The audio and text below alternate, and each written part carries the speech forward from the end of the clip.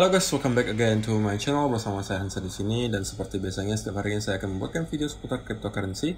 So bagi teman-teman yang tertarik seputar cryptocurrency, boleh aja langsung bantu saya like dan juga subscribe. Pastinya jangan lupa juga untuk hidupkan lonceng notifikasinya supaya teman-teman gak ketinggalan update terbaru seputar cryptocurrency. Apa kabar hari ini teman-teman semuanya? Mudah-mudahan baik-baik semua, sehat-sehat dan terhindar dengan yang namanya corona. Hari ini pastinya kita update lagi soal Bitcoin karena Bitcoin terus merangkak naik. Kira-kira apa yang akan terjadi selanjutnya, kemudian analisa teknikalnya seperti apa akan kita bahas di video kali ini. Pastinya juga ada data yang nanti pengen saya tunjukin ke teman-teman. Jadi kalau misalnya teman-teman tertarik tentang semua itu, stay tune terus sampai akhir video. Kita mulai videonya sekarang. Let's go. Oke guys, seperti biasa kita akan mulai dari coin market cap dulu. Pada hari ini secara global, market cap kripto itu udah nyentuh ke angka 1,82 triliun dolar atau naik 2%. Bitcoin sendiri udah nyentuh ke 44.400-an, naik 1,79%, Ethereum 3.122 dolar, naik 5%, Binance 353 dolar, naik 0,3%, Cardano 1,47 dolar, naik 1%, XRP naiknya lumayan 7,61% ke 0,82 dolar. Lebih gila lagi Dogecoin ya. Jadi pemegang Doge harusnya hari ini lagi senang-senangnya karena naiknya 23%. Ke 0,26 dolar. Polkadot masih ada di area 20,48 dolar. Oke, jadi itulah outlook sementara dari beberapa top coin yang ada. Sekarang kita langsung masuk ke chart Bitcoin aja, mulai dari daily chart. Oke. Nah, kalau teman-teman perhatikan, kita sudah beruntun lagi 4 hari berturut-turut kita ngelihat candle hijau di daily chart, dan pastinya itu indikasi yang sangat positif. Kemudian teman-teman perhatikan di sini EMA 50 dan 200-nya ini sudah mulai mendekat guys, sudah mulai mendekat. Kayaknya udah ngasih tanda nih pengen membuat golden cross seperti yang kita udah sebutin kemarin, dan belum ada yang berubah dari prediksi saya bahwa kemungkinan besar target selanjutnya dari pergerakan kita sekarang adalah di area resisten di sini 47 sampai 46.000. Walaupun kalau misalnya teman-teman perhatikan di 1 hour chart, ya pergerakan kita tidak mempunyai momentum yang cukup gede-gede banget ya. Nggak langsung tiba-tiba momentumnya seperti ini naik ke atas, kita merangkak naik. Nah, kalau misalnya teman-teman memperhatikan pergerakan harga seperti ini, kalau di daily chart dan 4 hour chart teman-teman lihat, oh harganya lagi trendingnya ke atas, lagi trennya ke atas. Saya pesan ke teman-teman, please teman-teman jangan ngelawan trennya, jangan dilawan. Oke. Karena kemungkinan ada yang banyak sekali yang buka open short di sini. Ya kan? Dalam keadaan uptrend seperti ini, bukan tidak mungkin kita akan ngelihat banyak sekali fake breakout ke bawah atau bear trap. Jadi saran saya, tolong teman-teman usahakan kalau lagi uptrend ya sudah ikuti saja trennya. Kalau memang belum sempat masuk, ya sudah tunggu dulu koreksi. Pasti ada koreksinya, tenang aja. Jadi jangan dilawan trennya. Kalau seperti ini teman-teman short, apalagi shortnya di sini, wah kelar gitu kan, dari bawah naik lagi. Jadi bukan tidak mungkin kita akan melihat banyak sekali hal seperti ini, fake breakout ke bawah atau bear trap. Jadi saran saya, please teman-teman jangan ngelawan trennya terlebih dahulu. Sebelum kita ngelihat ada indikasi yang jelas bahwa kita akan reversal, sementara kita jangan dulu ngelawan trennya. Trennya lagi naik, ya sudah kita cari setup untuk buy saja. Jangan cari setup untuk short terlebih dahulu, kecuali kita udah nyampe ke area yang signifikan seperti di area kotak biru ini.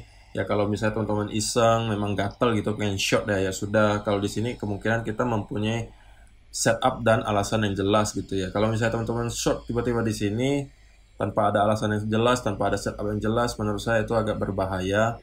Walaupun ya hoki-hokian teman-teman bisa mendapatkan reversal, bisa jadi. Tapi kalau saya pribadi, saya lebih prefer kalau kita ngeliat trennya lagi up, ya sudah kita cari setupnya untuk buy saja. Karena biasanya kita kalau ngikutin tren itu lebih enak jatuhnya guys, daripada teman-teman ngelawan trennya ya. Nah kalau untuk pergerakan sekarang, saya kemungkinan yang akan terjadi berikutnya adalah hal seperti inilah guys. Karena momentumnya tidak terlalu kuat ya seperti ini, sama kita hanya merangkak naik merangkak. Nah, kalau misalnya teman-teman yang belum sempat masuk ya cari pattern seperti ini nih. Nah, koreksi seperti macam flag, ya kan? Nah, baru dari ini teman-teman buy lagi. Kalaupun tidak sempat masuk di sini, ya sudah tenang dulu. Ada koreksi lagi ini, flag lagi, ya kan?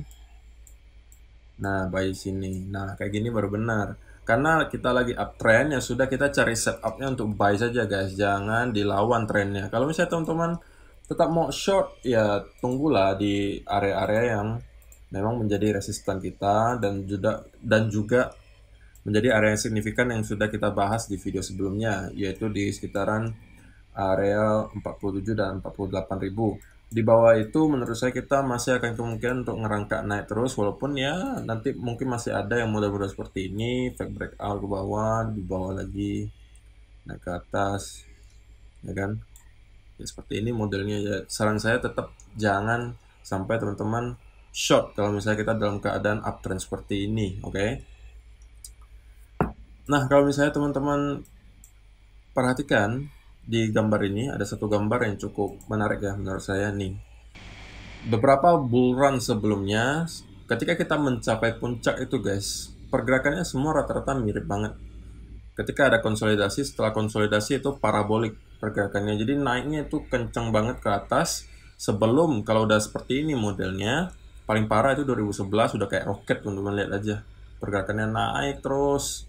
2013 juga ketika sudah selesai konsolidasi kita parabolik ke atas. Sama di 2017 juga kita konsolidasi sebelum parabolik ke atas.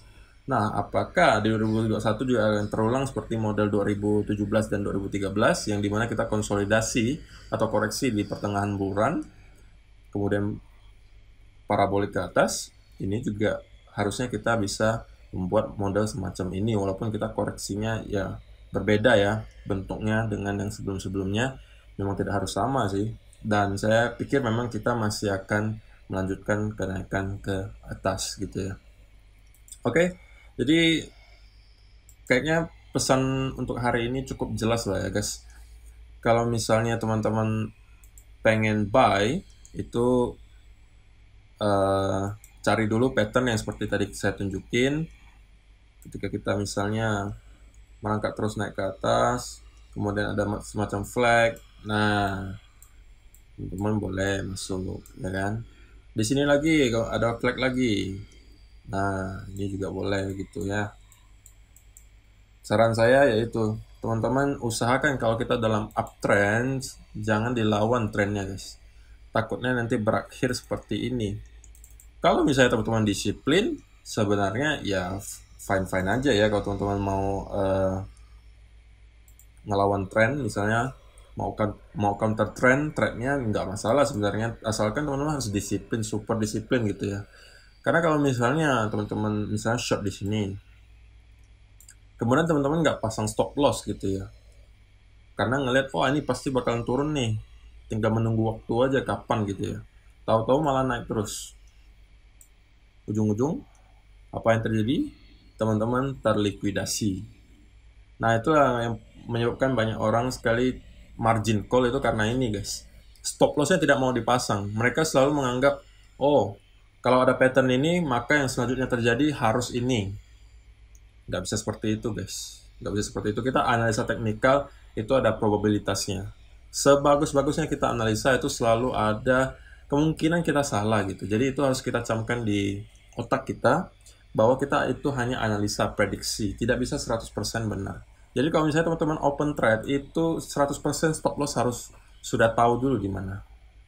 Oke, jangan sampai teman-teman ngeliat ada pattern seperti ini, oh bang ini udah breakout nih, ini udah pasti bakalan turun.